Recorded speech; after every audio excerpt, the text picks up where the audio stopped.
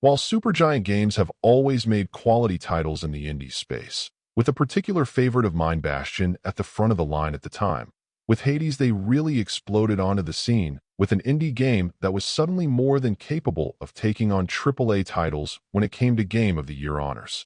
While roguelike action games had been around and modestly popular already, the mix of smooth play, loads of customization options, an insane amount of lore, and production values that were next level significantly raised that bar for expectations of what was possible. Now, with Hades 2, they've surpassed their own high watermark with yet another masterpiece that stands tall even among other giants in the indie space. Now, if you were hoping that you'd see an evolution of what the original title was, daring to break out with something new and fresh, you will be disappointed most likely.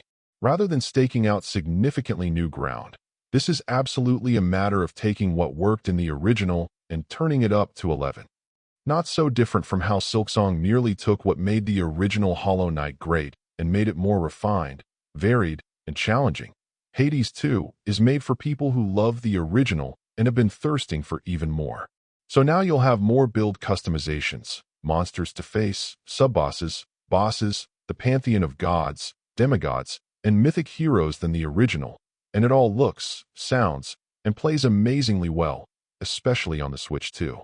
The real lesson for other developers to learn here is at the heart of the gameplay though, which can look almost chaotic when you're watching footage, but in the moment it all simply clicks. If you know your weapons and have carefully chosen between your upgrade perks, you may not always get the total build you were looking for, but most of the time you can still cobble together something that's formidable if you're willing to be flexible and patient. What's insane is that as you're able to make it further into the underworld, or, this time, the surface world as well, a solid build can continue to get more and more powerful, giving you just what you need sometimes right before facing off against one of the game's intimidating bosses. The thing is, if you work your build, it's amazing how you can pull off victories practically holding on by your fingernails, and also incredibly rewarding. Of course, what really takes the game to the next level is that you don't need to be an absolute roguelike action fiend to have a good time with it and find success. If you find it all a bit too much, there are also a variety of accessibility options that will help you tune the game down a bit in a variety of ways, ranging from small tweaks to simply turning on God mode and wrecking everything in your path if you'd like. Of course, not taking the time to grind will deprive you of loads of conversations you'll have with legendary characters as you struggle and persevere, which for fans of mythology like me are absolutely a treat. If you're wondering what games will be contenders for Game of the Year this year, you're absolutely looking at one of them right now. Overall, my final score for the game ended up being a 10.